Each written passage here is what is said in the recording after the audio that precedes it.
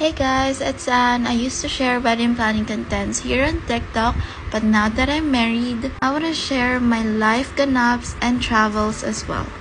We tied the knot last Feb, and for our honeymoon, we decided to go to one of our favorite countries.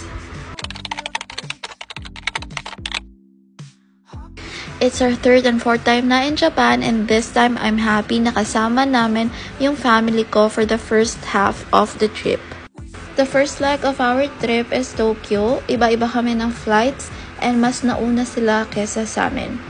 They waited for us for almost an hour because dumami yung tao sa immigration nung pagland namin. We went to Terminal 3 to meet them, and then we went back to Terminal 2 for the train.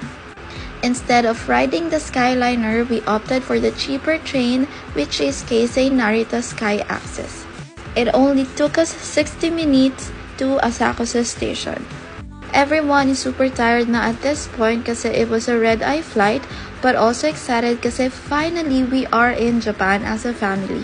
Sayang lang wala si Arya na second sibling namin na 7 months pregnant. We decided to go to Asakusa na lang since my direct stop doon from Narita. And yung Airbnb kasi here in Japan, usually ang check-in is 4 p.m. not 2 or 3 p.m. Sabi ko, punta na lang doon para makapag-explore at hindi masayang yung araw kasi for sure, if nagpunta na kami doon, matutulog na lang talaga lahat. Pero grabe, ginulat kami ng weather kasi hindi ito pang spring weather. It felt like winter. Expected naman namin cold pero hindi yung ganito kasakit sa tenga at mga kamay. Pero sige, go lang. So this is the Nakamise shopping street. Nag-ikot-ikot lang kami para tumingin ng mga pagkain or like bibilhin. Pero napunta kami sa McDo kasi sobrang lamig talaga. Super love namin yung McDo dito kasi super sarap ng food tapos mas mura kaysa sa Pinas. After neto, napunta na lang kami sa shopping streets at naghanap ng mga bibilhin. Nag-GU din kami for more coats and jackets. GU is a sister company of Uniqlo. Basic and minimalist din ang style but mas cheap. Then bumalik na kami ng train station at kinuha na yung mga luggages namin sa lockers. At grabe, struggle din talaga dito. Especially if malalaki ang luggages at if may babies kayo, mahirap maghanap ng elevators per station.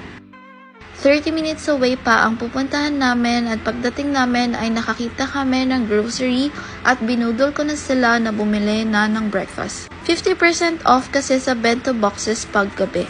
Bumili din sila ng other food, ingredients, condiments, and many more. Mas mura kasi pag sa grocery compare sa convenience or convenience stores. Grabe ang organized nila, diba? Kitang-kita nyo ba yan? If nasa Japan ka, ikaw mismo ang maglalagay ng pinamili mo sa plastic at may bayad din ng plastic dito.